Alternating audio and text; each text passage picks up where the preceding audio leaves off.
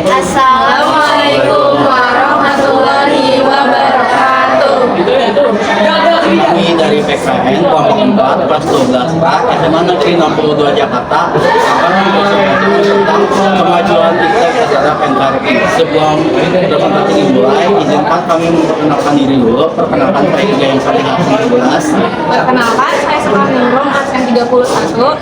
Saya juga Kaisar Masbih, absen 12. Saya Nusaina Fitri, absen 29. Saya Naysila Sakirana, absen 24. Saya dari absen 14.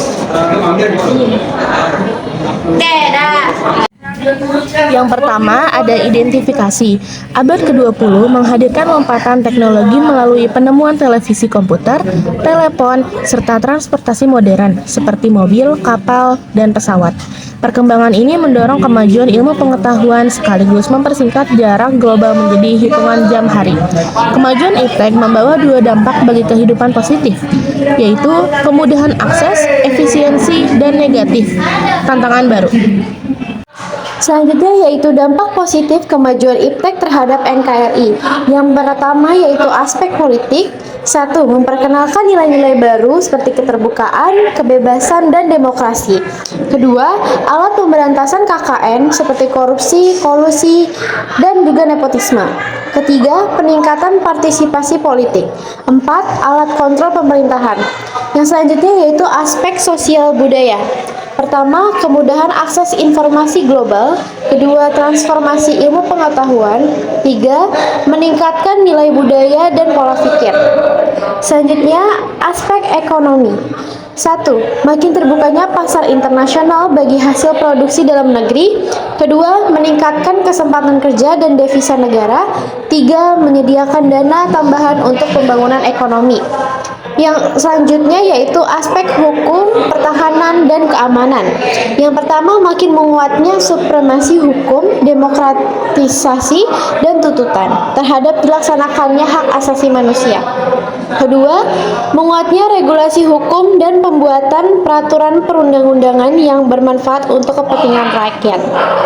Negatif dari pengaruh iptek di kemajuan NKRI. Yang pertama ada di aspek politik, yaitu pergeseran ideologi. Pergeseran ideologi yaitu gagasan liberalisme dari globalisasi mengikis loyalitas pada Pancasila dan mendorong pencarian alternatif ideologi lain. Yang kedua ada penyalahartian nilai-nilai. Penyalahartian yang dimaksud ini seperti kebebasan dan demokratisi yang sering disalah tafsirkan, mendorong aksi anarki sebagai bentuk protes terhadap pemerintah.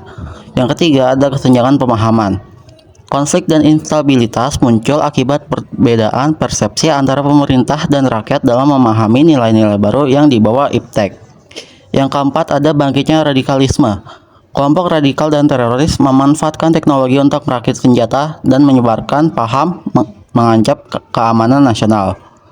Lalu lanjut di aspek ekonomi. Yang pertama ada ketergantungan barang luar negeri, yaitu banjirnya produk impor melalui perdagangan bebas, mematikan produk lokal yang kalah bersaing.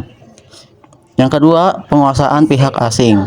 Kemudahan investasi asing berpotensi membuat perekonomian Indonesia didikte oleh kepentingan modal asing. Yang ketiga, kesenjangan sosial. Persaingan bebas menciptakan pemenang yang memonopoli dan yang kalah yang tertindas, memperlebar jarak kaya dan miskin. Yang keempat, berkurangnya subsidi rakyat. Sektor ekonomi rakyat dan koperasi kesulitan berkembang karena subsidi dikurangi dan fokus beralih ke mekanisme pasar. Lanjut di aspek sosial budaya. Yang pertama ada gaya hidup konsumtif. Masyarakat cenderung boros dan lebih memilih barang-barang impor sebagai gaya hidup. Yang kedua, hedonisme dan individualisme.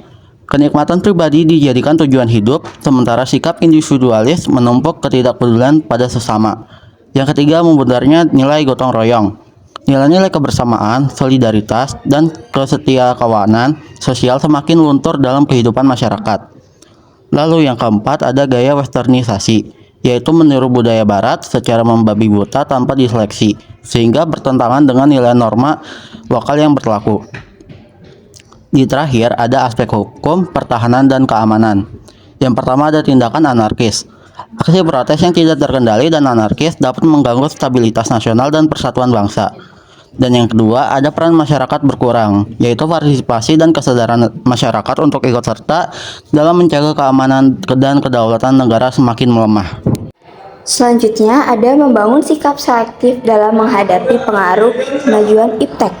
Pengembangan iptek di Indonesia harus dilandasi nilai-nilai etika, moral, dan tanggung jawab sesuai Pancasila dan UUD 1945.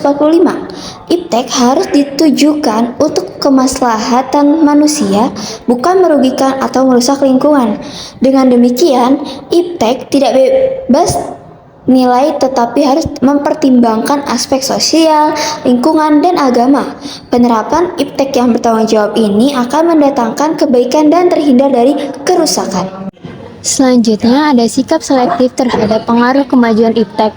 Yang pertama dalam bidang politik. 1. Mengembangkan demokratisasi dalam segala bidang. 2. Memperkuat kepercayaan rakyat dengan cara menegakkan pemerintah yang bersih.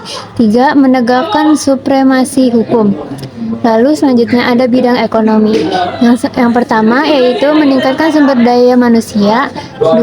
Pertanian dijadikan prioritas utama karena mayoritas penduduk Indonesia. 3. Sistem ekonomi dikembangkan untuk memperkuat produksi domestik untuk pasar dalam negeri sehingga memperkuat perekonomian rakyat. 4. Industri-industri haruslah menggunakan bahan baku dari dalam negeri sehingga tidak bergantung impor dari luar negeri. Yang terakhir ada dalam bidang sosial budaya.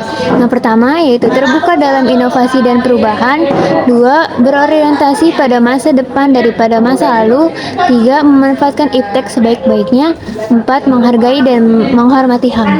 Selanjutnya ada kesimpulan.